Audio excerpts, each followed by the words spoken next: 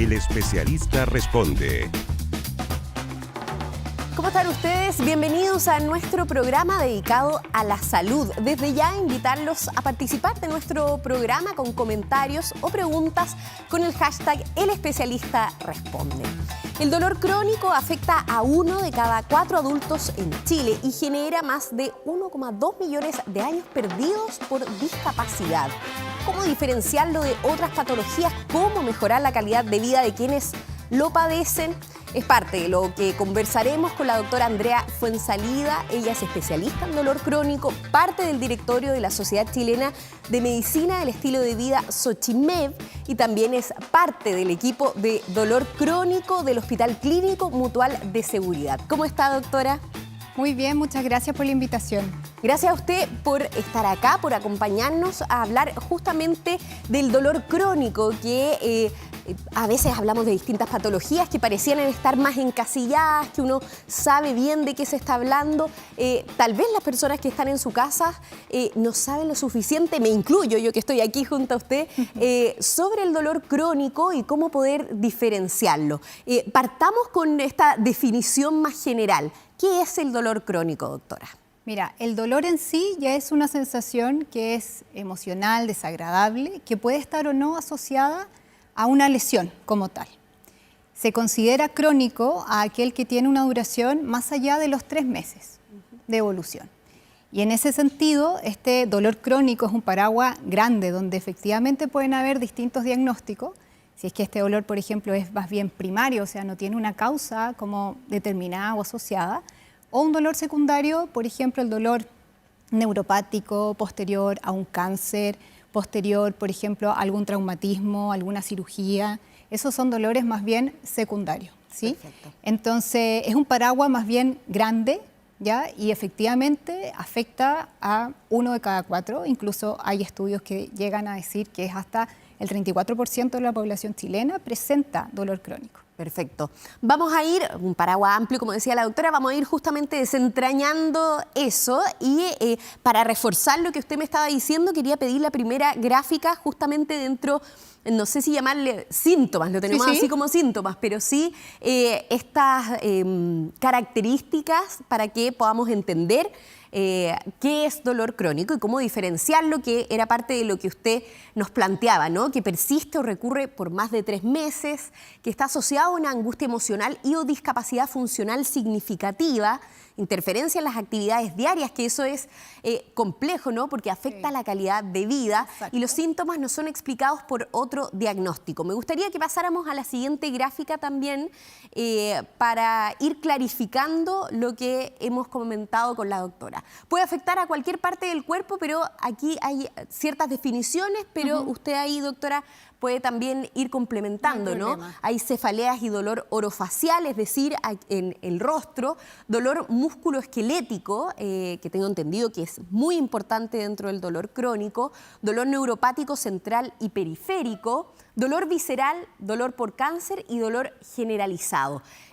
¿Puede afectar a cualquier zona del cuerpo y debe mantenerse por más de 3 meses o ahí lo podemos pesquisar de alguna manera? Sí, o sea, en general la definición estima esta diferencia temporal, ¿cierto? O sea, el dolor agudo es el que al momento de nosotros tener una injuria aguda, vamos a generar en el cuerpo todos los procesos de reparación, ¿cierto? La activación en el sistema nervioso de, oye, tenemos que manejar esta alerta y efectivamente resolver el problema. Por ejemplo, en el caso de un golpe, caída, una fractura, ¿cierto? Pero cuando ya el dolor se va haciendo persistente y esta causa quizás inicial ya está en resolución, por ejemplo, una fractura que ya está en la etapa de consolidación del hueso y ya vamos hacia la sanación, se empieza a activar o mantener activa esta como señal de alerta a nivel del sistema nervioso. Y esa modulación es la que efectivamente se puede manifestar en la zona lesionada, ¿sí? O eventualmente en otras áreas, como un dolor más bien generalizado, ¿ya? ¿Suele estar relacionado con, ya sea, por ejemplo, una cirugía, una patología en específico, deriva de alguna patología o puede incluso aparecer de la nada? Ahí está. Que nunca es de la nada. Exacto, pero nunca están de la nada. Sí. O sea, efectivamente uno siempre tiene que estar buscando un poco la causa raíz del problema, a ver si hay algunos otros elementos que puedan estar generando un impacto. Pero efectivamente tenemos, como te decía antes, los primarios, que en ese sentido pueden haber cefaleas primarias, dolores musculoesqueléticos primarios, ¿ya?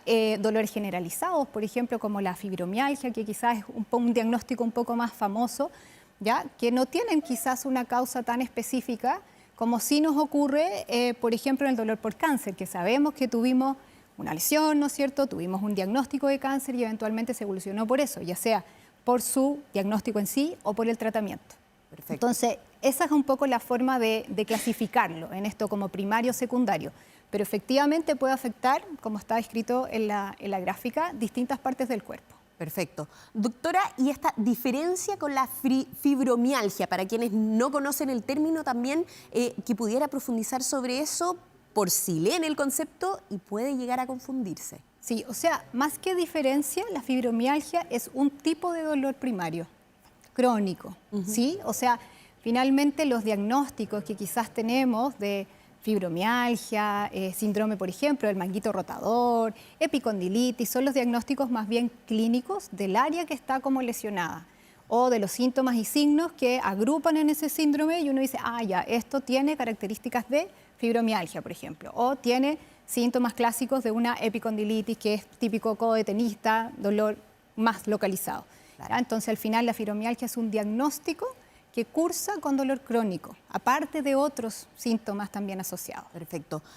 Doctora, para ir haciéndose una idea también, ¿esto afecta más a hombres, a mujeres? ¿Puede pasar en niños también, en la población pediátrica? Mira, efectivamente afecta más a mujeres que hombres, ¿ya? De acuerdo un poco a las últimas encuestas, eso es lo que nos dice.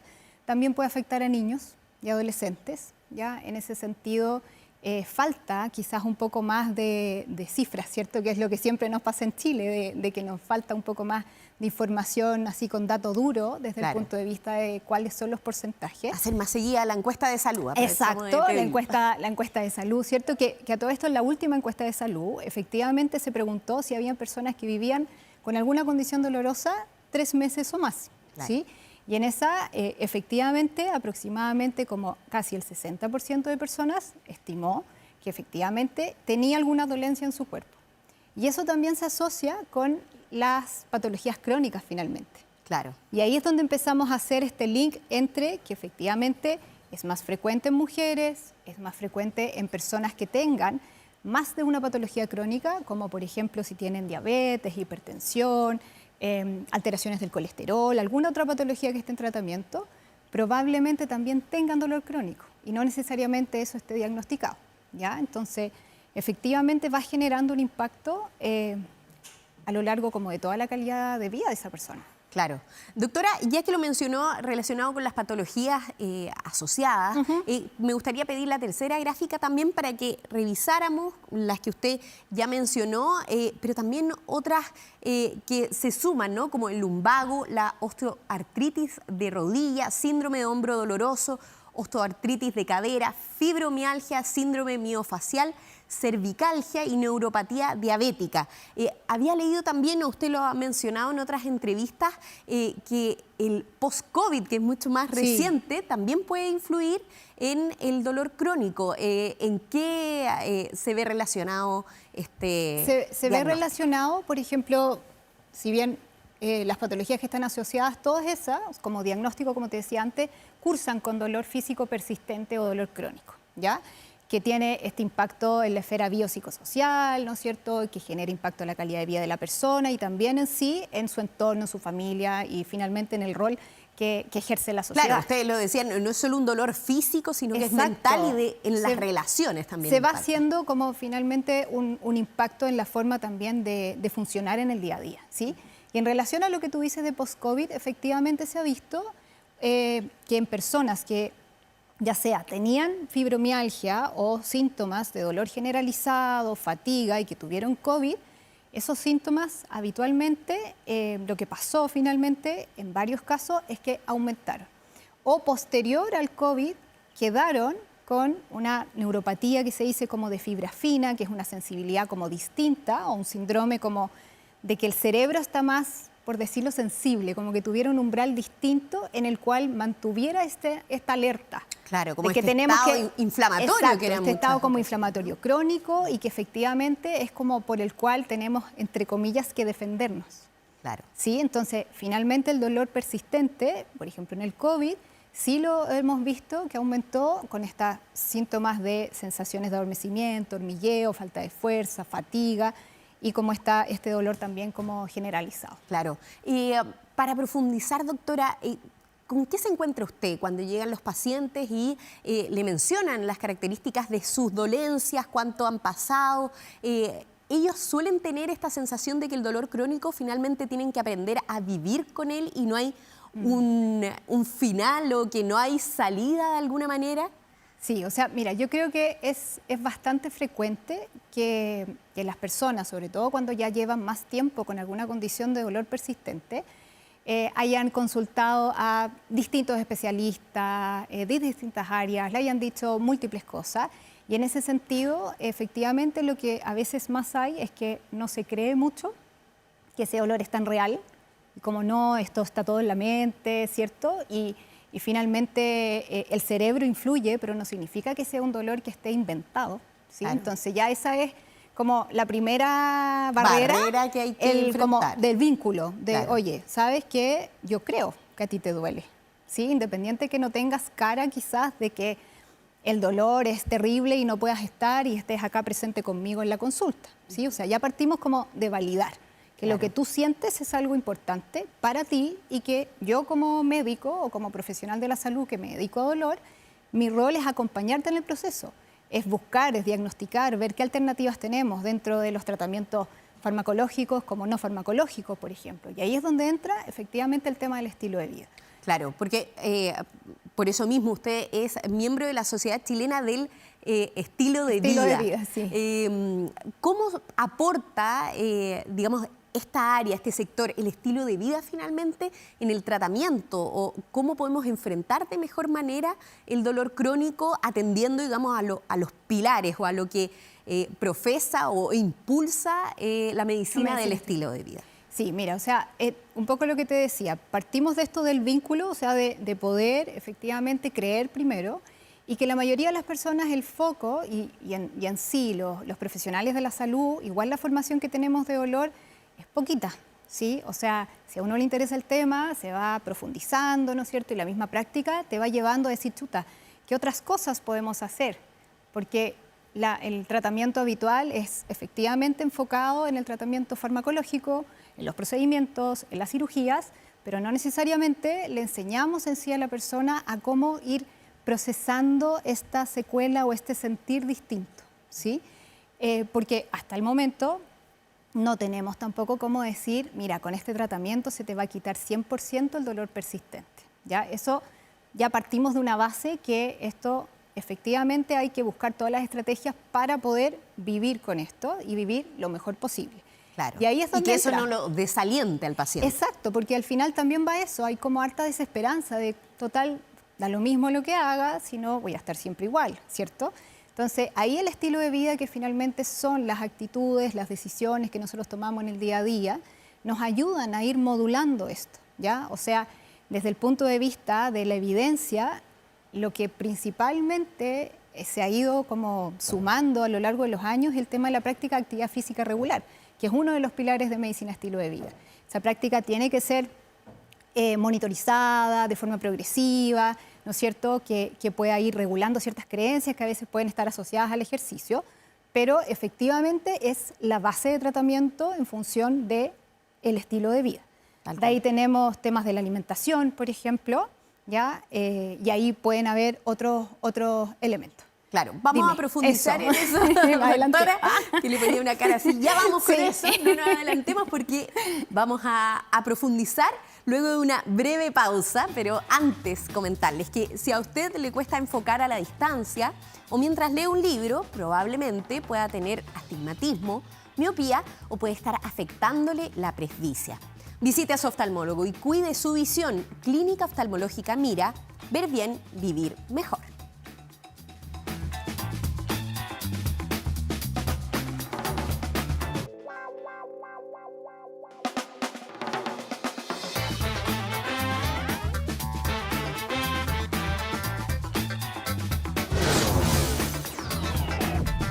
El especialista responde. Seguimos conversando de dolor crónico junto a la especialista en la materia, la doctora Andrea Fuenzalida. Ella es miembro del directorio de la Sociedad Chilena de Medicina del Estilo de Vida. Y es justamente lo que quedamos conversando antes de esta brevísima pausa sobre estos pilares fundamentales. Mencionaba la doctora la importancia de la actividad física diaria. ¿Hay otros más que son importantes y que pueden ayudar al tratamiento o a enfrentar un dolor crónico, doctora? Sí, de todas maneras, o sea, la medicina estilo de vida conlleva 6 pilares fundamentales y finalmente es esta disciplina que lo que busca es, a través de la promoción de conductas saludables de vida, el poder prevenir, tratar o incluso revertir enfermedades, ¿ya? Y esto en sí uno lo va individualizando en cada una de las personas y se puede realizar a lo largo de todo el ciclo vital. O sea, efectivamente esto, si bien estamos hablando un poco más quizás de los adultos, también se puede aplicar en niños que tengan como dolor físico persistente. Hablamos, entre comillas, un poquito, ¿cierto?, del primer pilar, que es la práctica de actividad física regular. Luego sigue una alimentación o una nutrición óptima, ¿ya? Que en eso en sí lo que se profesa un poco y se trata de motivar es el poder tener una alimentación más basada en plantas, o sea, mayor consumo de frutas, verduras, legumbres, granos integrales, semillas, ¿cierto? Y ir disminuyendo el consumo de alimentos más de origen animal, ¿ya?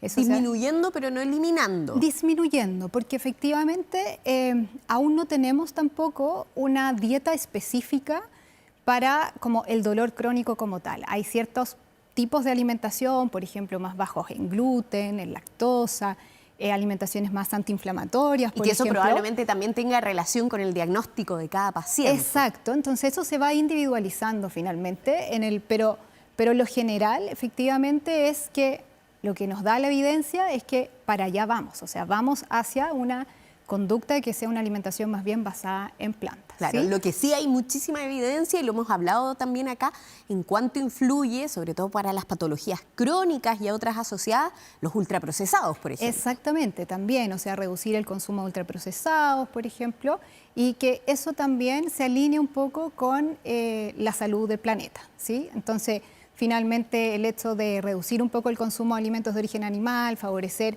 el tema de consumir alimentos de origen más vegetal y ojalá de temporada, ¿no es cierto? Son elementos que también se pueden incorporar en el manejo de la persona con dolor crónico. Perfecto. Ahí vamos en el segundo pilar. El tercer pilar tiene que ver con la regulación del estrés, ¿sí? O sea, pilar muy importante y fundamental desde el punto de vista de todo lo que genera el hecho de tener un dolor persistente, ansiedad, angustia, depresión. A veces tenemos al revés, síntomas más bien psicológicos, y eso se manifiesta también en el cuerpo, y a veces también tenemos síntomas físicos que generan un impacto en la salud mental. Entonces ahí es importante el poder buscar estrategias de regulación del estrés, el trabajar en conjunto con el equipo de salud mental, psicólogos de dolor, psiquiatras en ese sentido, que podamos ir armando el plan en conjunto, ¿ya? Luego sigue el evitar el consumo de sustancias nocivas como el tabaco, el alcohol, las drogas, que efectivamente pueden generar un impacto con los tratamientos de dolor, ¿sí? Ya sea farmacológicos y no, y también va favoreciendo este tema de la inflamación propiamente tal como que está internamente en el cuerpo, que es un concepto que se llama como inflamación de bajo grado, que es común a todas las patologías crónicas, a la diabetes, a la hipertensión, al cáncer y también al dolor crónico, ¿sí? Por eso que finalmente los hábitos nos ayudan en ese sentido, ¿ya? Otro pilar importante es la correcta higiene de sueño, o sea, tener un buen dormir. También se ha visto que en días, por ejemplo, que se duerma peor, hay insomnio, los pacientes al otro día o las personas pueden quedar o tener más sensación de dolor. Y habitualmente en personas con dolor crónico es muy frecuente el insomnio, ¿sí? Entonces, otro elemento que también es bidireccional. Están todos vinculados. Exacto, es todo vinculado. O sea, y eso mismo también a veces nosotros lo conversamos, que no podemos sacar el estilo de vida de la persona, o sea, como sacarlo de la persona es lo que también es su estilo de vida. Entonces, tenemos que integrarlo en el manejo y es una súper buena herramienta. Y por último, el pilar que nos queda es el tema de las conexiones sociales positivas. Efectivamente, las personas con dolor crónico hay una tendencia a la soledad, hay una tendencia a querer retraerse eventualmente, A veces pasa que efectivamente quedan sin trabajo después, por ejemplo, de algún accidente, y eso genera todo un impacto, o sea, en cómo volver a este rol social, tanto laboral como familiar y personal. Entonces, eso también es algo que se trabaja en equipo y que es un poco la base de este manejo. Claro. Doctora, ¿le parece que pasemos a revisar algunas de las preguntas que nos han hecho llegar a las redes sociales de El Especialista Responde? Sweet Mine Deva, creo que la usuaria, o el usuario, no sé. Acabo de ser diagnosticada con lumbociática. ¿A qué se debe y de dónde proviene el dolor? Esto puede tener que ver directamente con el dolor crónico. Lo hablábamos también del tema de las patologías musculoesqueléticas y cómo eso también influye en la discapacidad laboral, por ejemplo. Sí, o sea, mira, acá la lumbociática en sí lo que tiene es que es un dolor de origen en la zona lumbar y que tiene una cierta irradiación característica desde el punto de vista neurológico, ya sea en la zona del glúteo, de la parte posterior de la pierna, ¿no es cierto? Y eso al examen físico uno va delimitando y diciendo ya, ¿cuál es el territorio que está comprometido? ¿Ya? La verdad que pueden haber distintas causas, no necesariamente el hecho que haya una lumbociática es sinónimo de que sí o sí va a haber, por ejemplo, una hernia, que quizás es algo como bien famoso y que la gente... ¿Y que está más asociado al dolor crónico? Está más asociado a veces el tema de tener una hernia o tener artrosis a nivel de la columna con un dolor persistente, pero no son sinónimos. O sea, que exista alguna alteración en un examen de imagen no necesariamente es sinónimo de que haya dolor. ¿Ya? Claro. En el caso de esta persona, claro, no sabemos cuánto tiempo, porque puede ser un lumbago agudo y que tiene estas características de lumbociática por la irradiación que se va, ¿cierto?, en la zona del glúteo y parte posterior, y faltaría quizás un poquito más como de historia, pero claro, efectivamente el dolor hay que delimitar si viene de origen más bien de la columna, de los nervios que salen de la columna, o tiene que ver algún otro componente como más musculoesquelético. Pero lo que podría decirse, o corríjame doctora si no es así, que incluso estos mismos pilares que usted habla sí pueden ir en ayuda de un dolor de este tipo. Sí, o sea, por supuesto. O sea, uno maneja eventualmente el dolor más agudo en función de tratamiento farmacológico, ¿no es cierto?, como para bajar la intensidad, pero no significa que el tener un lumbago, una lumbociática, sea sinónimo de reposo absoluto. De inactividad. De inactividad. O sea, mientras el cuerpo lo permita y podamos ir retomando las actividades lo más normales posible, mejor con la evolución. Súper. Revisemos otra de las preguntas que nos hacen llegar ustedes a través de nuestras redes sociales con el hashtag El Especialista Responde. Anita pregunta, ¿qué se considera exactamente dolor crónico? Esto es como un repaso de la materia, doctora. ¿Y cuándo un dolor deja de ser normal para transformarse en crónico? ¿Cuál es lo más importante para definirlo, doctora? Mira, partiendo que ningún dolor es normal, ¿sí? O sea, a veces normalizamos el sentir dolor. Sí. ¿Sí? Entonces ya ese es un concepto yo lo reconozco, que es, sí, lo he claro, hecho. que es importante que reforzarlo, ¿sí? O sea, si hay un dolor tenemos que buscar la causa, ya no es normal, ver cómo manejarlo, ya, o sea, ya estamos en un elemento que hay que evaluar. Y efectivamente el crónico, como les decía antes, o sea, la temporalidad es lo que finalmente lo define como quizás un poquito más y más claro, o sea, agudo desde más de un mes hasta menos de 3 meses. Más de 3 meses de evolución y ya la lesión que se tuvo, que tuviste, está cicatrizada, por ejemplo, una fractura o algo así, ya es un dolor persistente por tiempo, claro, ¿ya? Pero el impacto de ese dolor persistente puede no ser tan potente al inicio, o justo a los 3 meses. Es distinto a una persona que lo sufre 3, 4 meses y que quizás está en el momento más inicial de este cuadro, a las personas que ya llevan 1 año, 5 años, 10 años de un dolor persistente. Claro. El impacto es diferente. ¿Y se puede definir como dolor crónico si, claro, dura 3 meses, pero va y viene? Como es que un día me duele, un día no. Porque ahí tiene que ver con la temporalidad del dolor. Ya. O sea, el dolor crónico no necesariamente significa que todo el día todo el día, todo el tiempo. Exacto. Ya. O sea, puedes pasar por momentos, y es un poco así, ¿cierto? Esto es como, yo le explico así a los pacientes, digo que esto es como una montaña rusa. ¿Sí? A veces estamos tranquilitos en la montaña rusa y luego ¡pum!, aumenta la intensidad. Entonces, es así, esto puede ser intermitente, puede ser constante, y las cosas que preguntamos cuando caracterizamos el dolor tiene que ver con eso.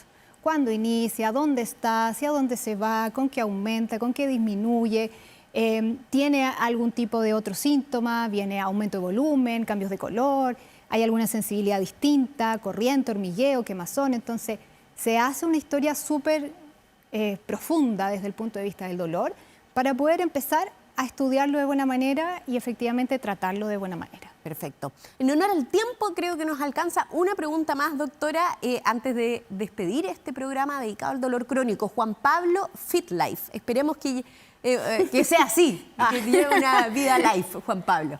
¿Los pacientes con algún dolor crónico deben evitar el ejercicio? Mira, muy bien, porque dijimos... Sí. Mira, en general, yo opino que no deben evitar el ejercicio. El ejercicio se debe adaptar, ¿sí? Porque también pasa harto que hay una cierta que se llama kinesofobia, o sea, como miedo al movimiento, porque si hago ejercicio me duele más, por ejemplo, la espalda, entonces mejor no hago y empiezo a entender, entre comillas, que el ejercicio es malo. Claro. ¿Sí?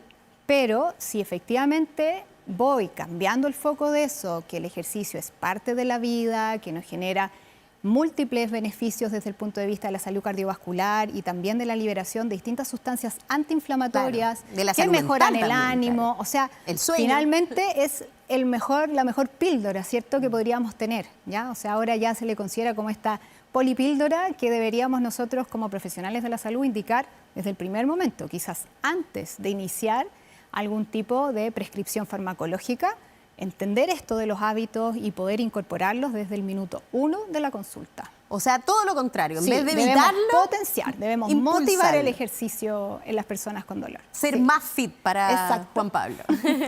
Doctora, ¿algún mensaje que queda en estos segundos que nos quedan antes de despedir el programa?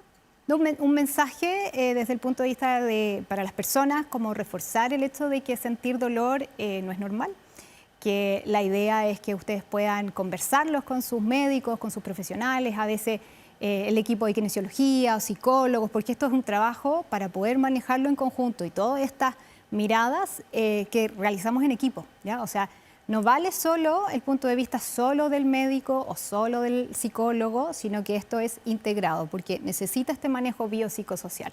Y para los profesionales que les crean a los pacientes, ¿sí? O sea, porque en sí de ahí partimos como con un limitante menor o más bajita y empezar a hacer una buena alianza terapéutica es la clave como para que podamos efectivamente intervenir los pilares de estilo de vida y manejar mejor el dolor.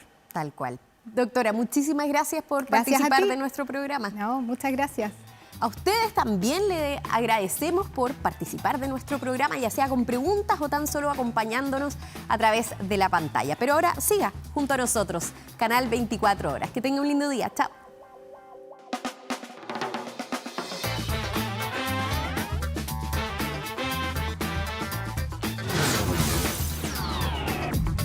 El especialista responde.